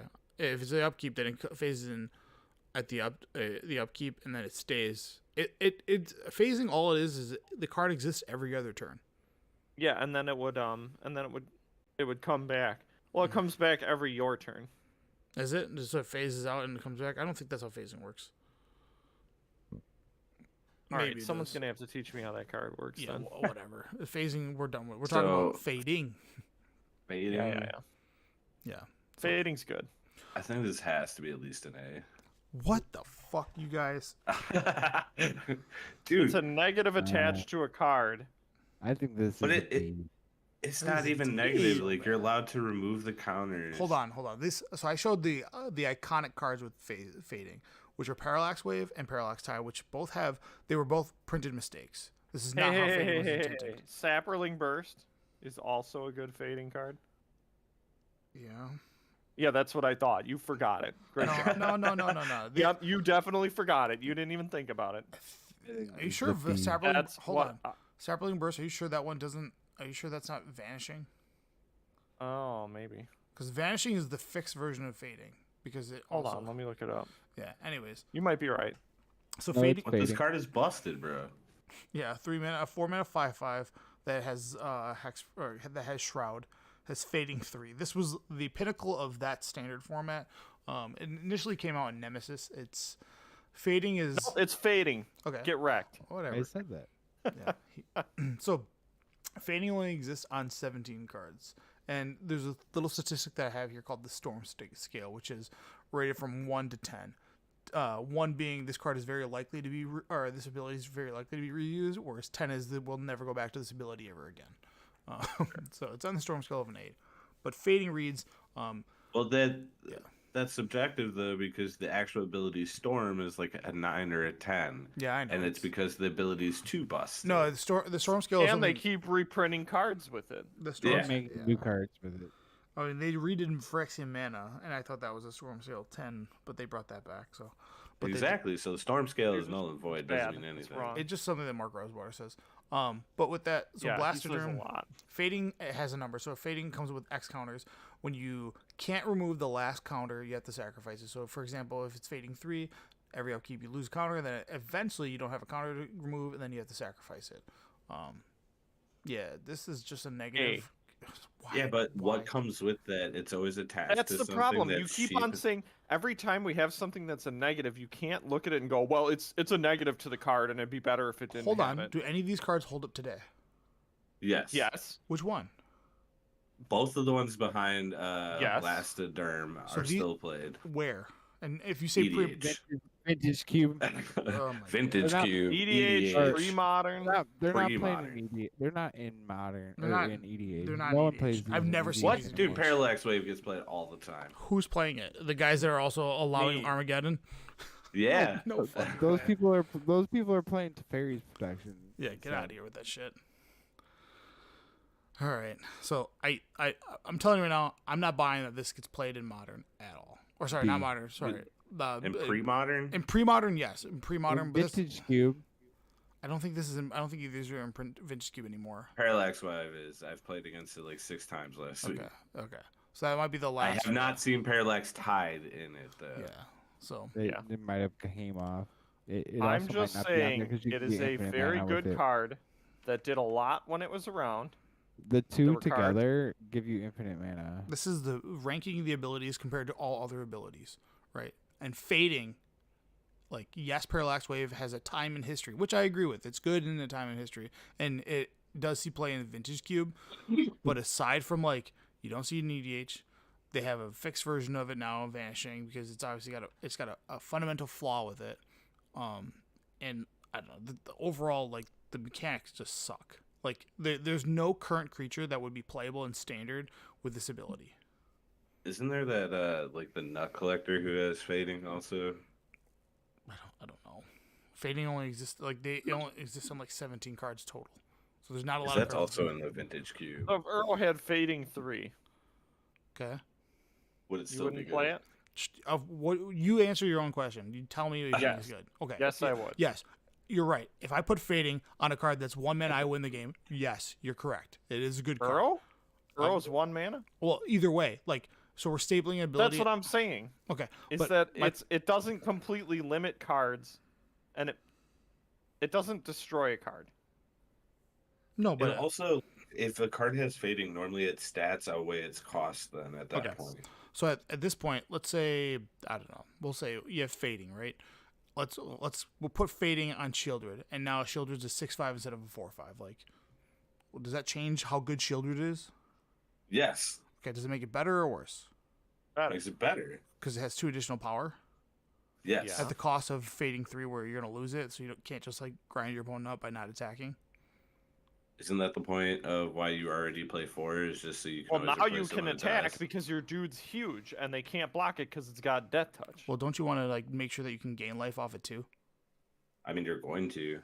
It's not going to for 3 die turns, unless you're they gonna gain it. remove it, and You're then gonna they were going to actually remove 4 it turns. anyways. You guys make me question if you play standard. This is what's confusing. I think I play standard the most out of all of us. and Yeah, I you think do. how that many card, times have you been No attacked one by a would shield? play this card. Yeah. No one would. A play lot, this. No one actually. would play anything with fading. Yeah. The current Bullshit. cards that exist with fading are not playable. Like they're just I don't buy the EDH argument. It's so bad. It's terrible. It's just it's I can't this can't be a B. Like, abilities nowadays don't come with a downside anymore. They're all good. Like nothing gives you like a bad feeling. This is a quote unquote bad feeling. And like fading's not abusable aside from Parallax Wave. And there's a black Parallax Wave. But there's I a- think that's the problem. Is because every single time we come to something with a negative attached to it, you go, well, it's a negative, and nothing has negatives anymore. And it's like, you're right, but it still has powerful cards attached to it. you're not giving me any powerful cards. Like Blastrum's unplayable. Parallax Tide's like not playable. And Parallax Wave is Vintage Cube because White Weenie exists in Vintage Cube and it's like the last hope. But like Last hope. these aren't played anywhere else. And like yes, pre-modern's a format, but like that's a time capsule, right? Like we know there's a world that exists. And that's proof that there was a long time where these cards were good. Yeah, but we're talking about That's it. today ranking them compared to other abilities. And they were only good because they were. All you had. They They were were, undercosted. They were Yeah. undercosted for their ability, but you will only get them for a finite amount of time. Like- there is nothing that printed in 2024 that dies like after a time limit. So And like Thrun the Last Troll, uncounterable, has hexproof, 4 mana 4/4 with regenerate, fucking horrible, right? Would you say that Thrun the Last Troll is better than Blastoderm? Yes. Yeah. Okay, so like, and then Thrun is not a real card that anybody plays, right? It was once upon a time in 2002 or 2012. Like Imagine he's playing EDH. it probably does because you could put Rancor on it and go to town, and put whatever the other what's the dumb enchantment that gives you +1/+1 for each forest. Like you do All right, put it Blanchwood at C, that's armor. fine. Put it at C, we're going on. C, done, go. All right, I don't know, whatever. Don't even say just D, want you're there to just be wrong. I can't be wrong about A statement next to that C. Because that literally we're only every time we conceding come up because to of an time. old card, It's we not come because up of to an time. old card that has an ability that's strong, but has a downside with things like this. You're just like, it's an F. And it's like, no, it's not. It's not. I didn't say it was F. I said it was a D. I don't 'Cause- think it's a D. It's bad. It's a bad It's ability. better than the other ones that have negatives. Yes, I what agree. is the Landholm, cumulative, F. cumulative upkeep? D. Cumulative upkeep, Yep. D. Yeah. This, at least C. At least. Yeah, card disadvantage. You're right. My bad. All right. I Man. feel like it's also very difficult to compare something that like an ability they don't make anymore to new Yeah, because abilities. that's why I was saying it'd be like if Because I Earl feel had like that if a ability and it fading was card brought made to- nowadays would look nothing like this. It'd be like fading 4 and it'd be like a 10/10 for 3. Yeah. Well, they have a new version of fading. It's called vanishing, which we'll get to when we hit Future Sight. Future Sight's a fun set because it's basically like all the Agreed. phase. It has a bunch. There's like 100 different ones that are. There's all even one. not There was fun. ones mentioned in Tarmogoyf that weren't even out yet.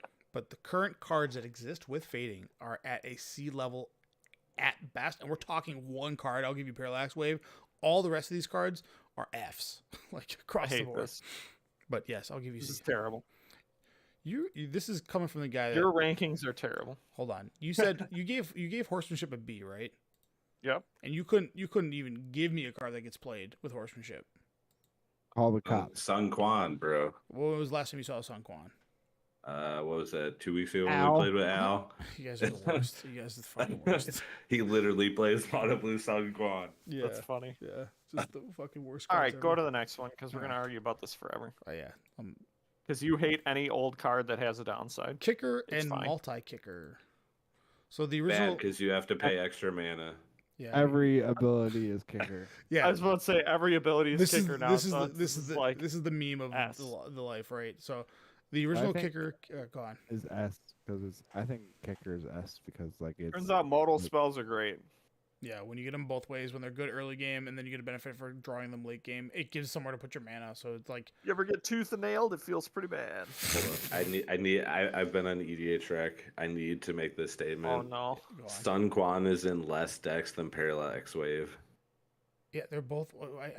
Yeah, and we gave Horsemanship a B because Sun Quan Let- is and in 604. Parallax here's Wave why. is in here's 4200. here's where I quote. JB's like, well, you don't want to look at the cards. We're looking at the ability isolated. Then literally at fading, Yes. you got to look at the cards. I'm like, yeah, I did, and they're Because bad. the ability Well, is Parallax a Wave's in negative 4200 ability. decks. That's a lot. It's a 4,200 negative ability. Yes. It's impossible out of to not look at 1.6 the million, cards. right? I think the card is terrible. No. Hold on. How many cards are there? How many decks are there in EDH Rex? So it's like, 1.6 million. yeah. Yeah, so 4,200. 4200 is still a lot, bro. So bad. It's such a low number. You'll find more Colossal Dreadmaws. All right. So kicker and multi-kicker. It initially came out in Invasion. They still print it to this day. The original ones were like a 2-mana Kavu Titan, which became a 5/5 if you pay this kicker cost for 3, so a 5-mana 5/5. And then 2.6% of decks. what is Colossal Dreadmaw? The 42. Whatever card had 4,200 out of 1.6 million. Yeah. Would be two point whatever No, percent. 0.26. 0.26. That's- It's less than 1%. But because the Yeah, it's less No. than one. No, it's No, above no. 1%. No, you're just wrong. 2.6. It's divide. It's 4,000 0 divided point- by 1.2 million. and you get 0.3. 0.3%. 0.3. JB's math. Not is right. 3. You get 0.3. 0.03. Oh, you get 0.02 times 100. Why You times get- 100? So why are you times it by 100? Because 100 times 100%. Okay, hold on. Why aren't we just dividing? Hold on. Just 4,000. 1.6. Hold on. So the 4,000 divided by 1 Don't make me pull up the calculator. 200,000 equals 0.003. Can we just Multiply put that by kicker 100, under it's S and move to the next 0.3%. ability? Yes, kickers and S. Go. I just I'm gonna talk about the history. I did all this work for nothing. 40. Then go for it. Talk about it. Talk about it, please. I am down to be 4,200. educated. Multi-kicker 1.6 million. Comet Storm, best meme card, best mythic that you can. fireball ever. This is the ultimate. Common Storm Yeah, you was a figured reroll. out that he was wrong. Yeah, I know. We know. I'm sorry. This is why you're going back to school for accounting. We got you. We haven't got to this lesson yet. My bad. 2.6%. No. All right. Okay. All right. I did the math in front of you with a calculator. I'll pull it up. I'll do it for you. I'll help you. So After the show, I'll yeah, teach you. I'll teach you some math. So there's 216 kicker cards and 19 multi-kicker cards. Kicker comes in multiple ways. They do different kind of abilities. You can sack stuff, but either way, this is an S ability because they still go back to it, and it's all upside, meaning that you can play the card as its base form, or you can kick it and then get a bonus later on in the game. So it's all the time. Boom. S. And we're on split cards. Let me tell you something about split cards. Unglued 2 was actually the initial showing off of it was going to be the sequel to Unglued, and then they scrapped it. But they came out with split cards in there, which you can see Hit and Runner here. This is like the initial design of it, and they loved it so much, but everybody was like, you can never do this. You can't put 2 cards on 1 card. And then Mark Rosewater and Richard Garfield and Like, whoever watch Rose. this. Yeah, watch this. So this actually gets Hit and Run gets actually here, but they call it Assault and Battery, which is a split card, which one side has a cost, the other side has a different cost, and you can essentially cast either side, but you can't cast both. Later on they do that, but we'll talk about that when we get there. Fire Ice is still played in Modern heavily today. And this is this is the classic. Wait, are we ranking this now? Yeah, just split cards. It's S. I don't care. You have Rise and Fall, hit and Run, which actually comes up with a different thing to call back in Dissension, and they've even the newest set that's coming out has split cards. Push to pull. Yeah, and turns out it's really good when you get some options. Oh, especially with hybrid mana cost. Yeah, so when you get two cards that are mediocre and are like unplayable by themselves, and you smash them together, it turns out they're playable. So. Yep. It's an S. You're getting 2 for 1. It's the one that gives it to the S mark has got to be Fire Ice, right? Is there any other split card better than that? Well, are we counting Fuse? No, that's its own mechanic because that's like Okay. you get to. Oh yeah, are we also counting the start of modal cards, where it has like the bullet pointed options? So like That's not a split card. yeah. Is that considered? No. That's just a creature with an ETB that does things. Like this is like a design where it's like yeah, where like you get to you could tell if someone had a split card in their head back in the day because they'd have to turn their card sideways to read it. Like you're like, what does this do? So that's always interesting. There's obviously other versions that we'll talk about when we go to like Aftermath, which has timing restrictions and so forth. But I mean, the initial design of them were just great. I just like that they were like, we're gonna make this for Unglued too, and they're like scrapping like, well, we actually like this mechanic, and everybody fought against them because they were like, this is gonna be ugly, like nobody's gonna want to buy this, blah blah blah. The names are always cool too. I liked how they like coincided. Yeah, that's a good push to pull. Push and pull. Push and pull, yeah. And then flashback. Initially with like existing in Odyssey. We're gonna have so many S tiers. This is bad. This is why I tried to talk you guys off ledges, but nobody will let me because you guys don't want to talk. That's why it's gonna end up going. Let's go to the S tier and actually rank those. S tier with triple S, double S, and S. Yeah, we're gonna have to do that at Flashback the end. S. Well, Flashback is really good.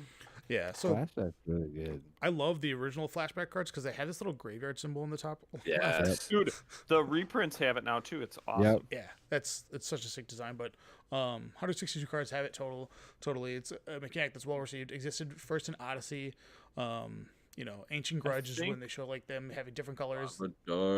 I think what is it? I think the new Narcomoebas, the old border ones have the little